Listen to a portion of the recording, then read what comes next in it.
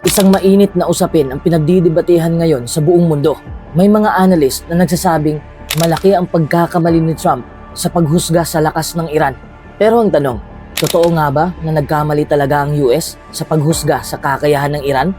Sa video na ito, hihimayin natin ang magkabilang panig at alamin din natin kung bakit ito mahalagang maintindihan. Bago inilunsad ng US ang malawakang airstrikes laban sa Iran, marami ang naniniwala na magiging mabilis ang operasyon.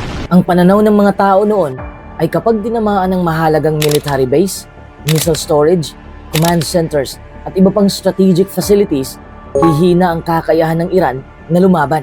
Inaasahan din ng ilan na mawawala ng Iran ng kakayahang maglunsad ng malalaking pag-atake at mapipilit na makipag-usap sa mas paborableng kondisyon para sa US. Sa madaling salita, ang inaasahan ng ilan ay mabilis na mababago ang balanse ng kapangyarihan. Ngunit habang lumilipas ang mga araw at lumipas ang ilang linggo, hindi yun ang eksaktong nangyari. Sa halip na tuluyang tumigil, nagpatuloy ang Iran sa paglulunsad ng mga missiles at drone attacks. Ipinakita rin ito na meron pa rin itong kakayahang magsagawa ng mga operasyon kahit nakaranas ng malalaking airstrikes. Dito nagsimulang magtanong ang maraming military analyst. Posible bang na-underestimate ng US ang tibay at paghahanda ng Iran? Mahalagang tandaan na hindi nangangahulugang nabigo ang lahat ng operasyon ng US. Marami ring target ang tinamaan at may malaking pinsalang na idulot sa ilang pasilidad ng Iran. Pero ipinakita ng mga sumunod na pangyayari na ang pagpapahina sa isang bansang matagal nang naghanda para sa ganitong uri ng labanan ay hindi kasing dali ng inaasahan ng ilan. At dito nagsimula ang malaking debate. Nagkamali ba ang pagtataya ng US sa tunay na kakayahan ng Iran? O bahagi lamang ito ng isang mas mahaba at mas komplikadong strategy ng US? Ngayon, pag-usapan natin ang mas malaking tanong dahil maraming taong nagtataka. Kung napakalakas ng military ng US, bakit hindi basta-bastang natatapos ang ganitong uri ng labanan? Dahil unang-una mga kaibigan, palagi ko nitong sinasabi, napakalaki ng teritoryo ng Iran. Ang Iran ay isa sa pinakamalalaking bansa sa Middle East. Dahil sa lawak nito, mahirap targetin ang lahat ng mahalagang pasilidad sa iisang operasyon lamang. Bukod pa rito, marami itong bulubundukin at mahirap na terrain na maaaring magbigay ng proteksyon sa ilang military assets. Kung ang isang bansa ay may napakaraming lokasyon kung saan maaaring ilipat ang mga kagamitan at puwersa nito, mas mahirap itong pahinain sa pamamagitan lamang ng airstrikes. Ikalawa, matagal nang naghanda ang Iran para sa posibilidad ng isang malawakang digmaan. Sa loob ng maraming taon, nag-invest ang Iran sa iba't ibang uri ng depensa. Kabilang dito ang mga missile program, drone technology, at mga strategy na idinisenyo upang manatiling may kakayahang lumaban kahit may mga pasilidad na masira. Ibig sabihin, kahit magkaroon ng matagumpay na airstrike, hindi otomatikong nawawala ang buong kakayahan ng kanilang militar. Ikatlo, hindi lamang tradisyonal na digmaan ang pinaghahandaan ng Iran. Kilala ang Iran sa paggamit ng tinatawag na asymmetric warfare. Ano ang ibig sabihin nito? Sa halip na direktang tapatan ang mas malakas na hukbo sa parehong paraan, gumagamit ang Iran ng iba't ibang taktika tulad ng drones, long-range missiles, cyber operations at iba pang pamamaraan upang pahabain ang labanan at gawing mas mahal ang magiging gastos ng kalaban. Sa madaling salita, hindi kailangan ng Iran na manalo sa bawat labanan. Ang mahalaga sa ganitong strategy ay mapanatili ang kakayahang lumaban at mapahirapan ng US na makamit ang mabilis na tagumpay. Ikaapat, mahalaga rin ang political at strategic resilience. Sa ganitong uri ng digmaan, mahalaga kung paano katagal kayang ipagpatuloy ng isang bansa ang operasyon nito sa kabila ng matinding pressure, pinsala at mga parusa mula sa ibang bansa. At dito nagmumula ang malaking debate. May mga nagsasabing na underestimate ang kakayahan ng Iran na magpatuloy sa laban. Samantala, may iba namang naniniwala na malaki pa rin ang naging epekto ng mga operasyon ng US at ang buong resulta ay hindi pa maaaring husgahan habang nagpapatuloy ang sitwasyon. Ngayon, huwag nating isipin na dahil nakaganti ang Iran ay wala nang naging epekto ang mga airstrike ng US. Sa katunayan, ayon sa iba't ibang ulat, malaki rin ang naging pinsala sa Iran. Ilang military facilities ang tinamaan at nasira. May mga missile storage site, command and control facilities, at iba pang strategic targets na naapektuhan ng air campaign.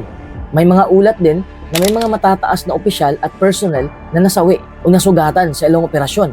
Bukod dito, naapektuhan din ang bahagi ng military infrastructure ng Iran. Ang ganitong mga pag-atake ay maaaring makabawas sa bilis ng pag-uorganisa, paglipat ng mga kagamitan at koordinasyon ng kanilang mga puwersa. Ngunit ito ang mahalagang punto.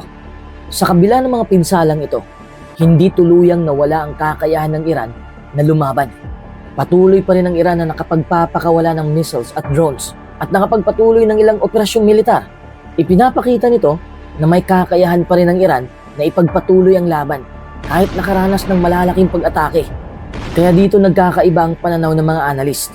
May ilan na nagsasabing naging matagumpay ang air campaign ng US dahil nakapagdulot ito ng malaking pinsala sa military assets ng Iran. Samantala, may iba namang naniniwala na hindi sapat ang mga airstrike upang makamit ang mas malawak na layunin, tulad ng mabilis na pagpapahinto sa kakayahan ng Iran na lumaban o pilitin itong baguhin ang strategy nito. Sa madaling salita, parehong may basihan ang dalawang pananaw. Totoong may malaking pinsalang natamo ang Iran, ngunit ipinakita rin ng mga sumunod na pangyayari na nanatili itong may kakayahang tumugon at ipagpatuloy ang labanan. Ito ang dahilan kung bakit hanggang ngayon ay patuloy pa rin pinagdidebatehan ng mga eksperto kung gaano talaga kaepektibo ang naging kampanya ng US. Ngayon, dumako naman tayo sa pinakasentro ng debate. Nagkamali ba talaga si Donald Trump sa pagtataya sa lakas ng Iran? Nakadepende ang sagot, mga kaibigan, sa kung ano ang layunin ng operasyon. Kung ang layunin ng US ay magdulot ng malaking pinsala sa military infrastructure ng Iran, maraming ulat ang nagsasabing may mga target na matagumpay na natamaan, nasira ang ilang pasilidad, naapektuhan ng ilang kakayahang militar, at napilitan ng Iran na harapin ang mga naging pinsala. Ngunit kung ang layunin naman ng US ay mabilis na mapahinto ang Iran sa paglaban o mapilit itong sumuko sa pamamagitan lamang ng air power, dito hindi nagtagumpay ang US.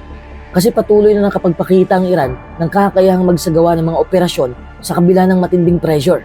Ito ang dahilan kung bakit may ilang military analyst na nagsasabing maaaring na-underestimate ang tibay ng Iran at ang kakayahan nitong magpatuloy sa isang matagalang labanan.